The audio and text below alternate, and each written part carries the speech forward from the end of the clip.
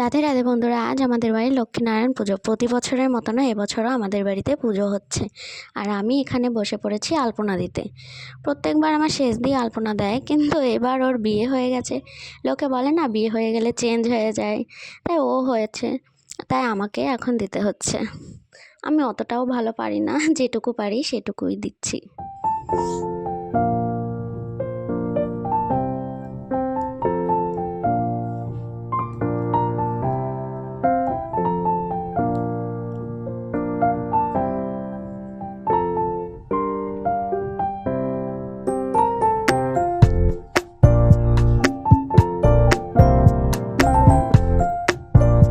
সকালে উঠেই বসে পড়েছিলাম মুখ টুক ধুয়ে, এখনো কমপ্লিটও হয়নি।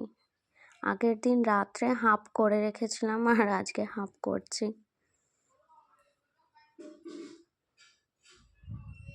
চর্চা থাকলে বেশি সময় লাগে না, কিন্তু আমার তো চর্চা নেই, আমার অনেকটা সময় লেগে যাচ্ছে। প্রায় 12টা 12:30 বেজে গেছিলো আমার আলপনা শেষ করতে। আলপনা শেষ করে আমি স্নান করে বেরিয়ে পড়েছি ঠাকুর আনতে, আমি আর আমার বাবা, ভাগ্নে আর আমার বড়দির শাশুড়ি। আমরা এসে দেখছি ঠাকুর এখনো কমপ্লিট হয়নি। অতটা দেরি হলো আমাদের ঠাকুরটা বাড়ি নিয়ে যেতে। কিচ্ছু কমপ্লিট হয়নি, চোখ মুখ কিচ্ছু আঁকায়নি এখনো।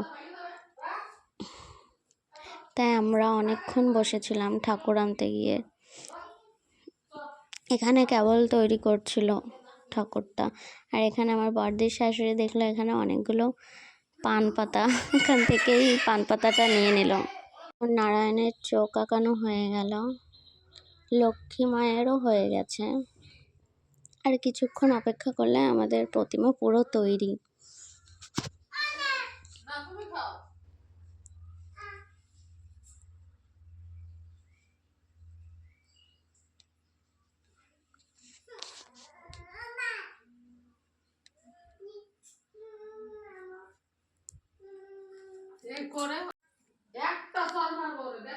কলকাটা করার পর কি সুন্দরই না লাগছিল নারায়ণের মুখটা, সত্যি।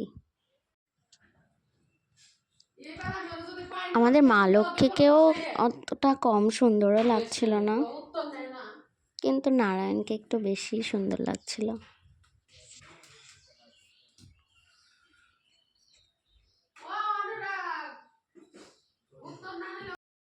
প্রতিমার তৈরি হওয়ার পর সবে আমরা বাড়ি পৌঁছলাম প্রতিমা নিয়ে।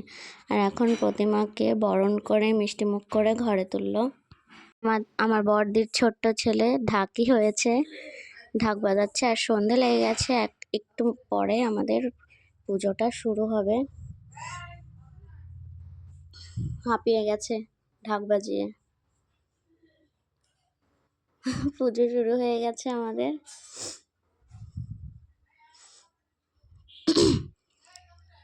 যজ্ঞ কমপ্লিট, এখন আমাদের পুজো শেষ।